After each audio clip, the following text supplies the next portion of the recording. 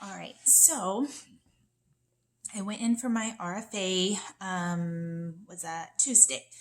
And obviously it is extremely painful. I wasn't sedated. I didn't have a ride, so I couldn't do that. But that day I got home and I had to rest all day because it was like extremely painful. So I rested, and the next morning I was just a little bit sore, and that was it. And I was like, okay. So I was able to bend, and we're not supposed to be twisting and stuff. So I was able to bend, and I was still, kind of being careful. So that was Wednesday. And then today, even though I did not sleep good last night, my back was not an issue at all.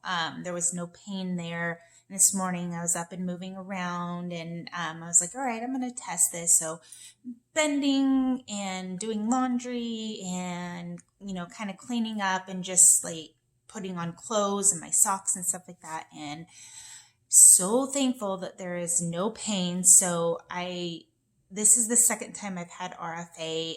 My first time was a great experience. I probably got about 80 to 90, about 90% where there was no back pain. So this time I'm not feeling it at all in any of the movements I'm doing. So hopefully this will kind of get me back into being able to work out, but I still have to not stress my body out, because this morning I did wake up and I had tremors and stuff from the conversion disorder. And so I wasn't, so I was just kind of resting, bringing myself back in with meditation so that I could calm the tremors. So I'm glad that they're gone. So now I have to just figure out, with this RFA working, what sort of exercises I'll be able to do without overstressing my body that would make the conversion disorder of things kind of flare up, as well on the side as the fibromyalgia and the Addison's disease. So this is still all new. Since I was diagnosed in April with conversion disorder, it's kind of thrown me for a loop on some of the things that I can and I can't do. And I know that it's going to affect me in all these different ways. And I think that's the hardest thing. But now that some of that stress from the back pain is gone, I'm hoping to get the conversion disorder symptoms a little more under control with the less stress. But like I said, I woke up this morning with it. I don't think I was feeling stressed at all, but for some reason it just kind of happened. So yeah, I'm still working on that.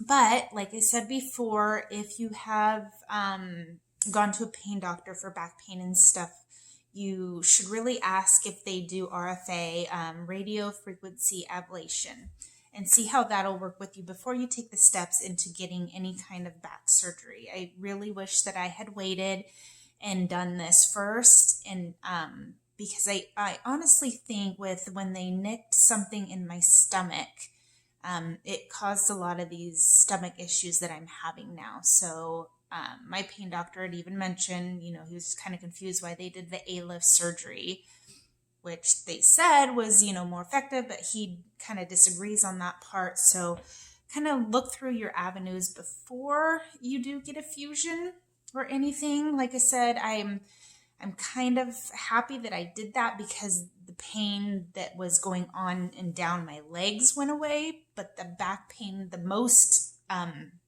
annoying thing for me was the back pain. So it didn't take that away, and I still had a lot of weakness and all of that. But with these radio frequency ablations, I've had 2 good results. I know that they're supposed to last longer each time you get one. The first one lasted 3 months. Said I just got this one on the 2nd, so on Tuesday. So I'm going to see how long this one's lasts. I'm hoping for a good, 6+ months, because insurance only covers it every 6 months. So I hope I don't have to, that last 3 months was really hard, after not having the pain and then having it come back. And to be honest, even when I'm, bending and stuff, there's still that part of me, because I've been dealing with it for the past 9 years now. There's that fear, of, oh, is it going to hurt my back? Oh, is it going to hurt my back? So I'm trying to get out of that mindset, so I can kind of start having my normal life before the back, injury happened. But I also still have all these other diseases, Addison's, fibro, gastritis, IBS, conversion disorder, that I have to take into factor before moving on to doing anything that is exercise related or stress related or anything like that.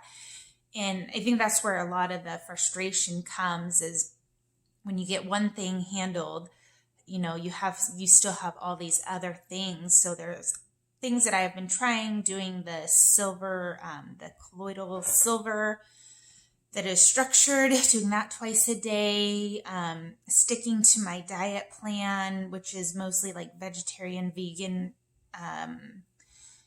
meditating, not stressing my body out, and kind of being in all these different situations and dealing with trauma and healing that side of it and getting massaged. And, there's so much in it that we have to do to kind of keep our symptoms at bay, but I'm working really hard on it. And so hopefully with this back pain being gone at the moment, I can kind of get back into working out a little bit, kind of help that with the stresses that I'm going through, because running was always a big thing for me to relieve stress, and having to give that up has been really hard. So I'm hoping to get back into it a little bit, doing some yoga and stuff like that to help strengthen my body that has become extremely weak from the past 2 years from not being able to work out.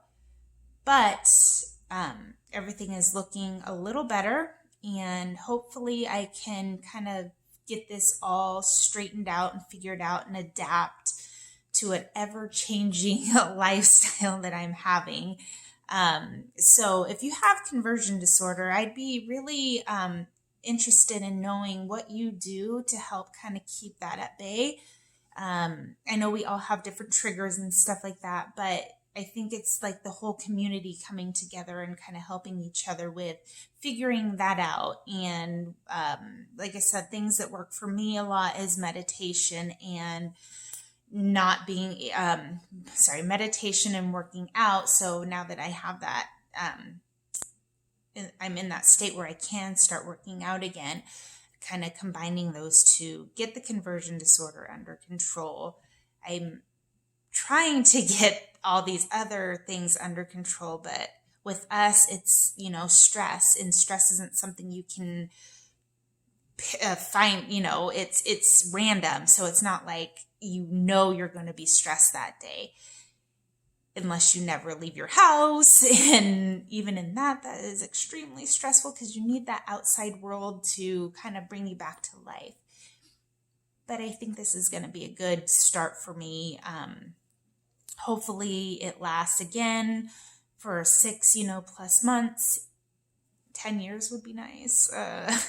But, you got to take it one step at a time and see how everything is going. But I will continue to post on my progress, as well as posting the videos from our podcast. And if you want to reach out to us, chronicmomsclub@gmail.com.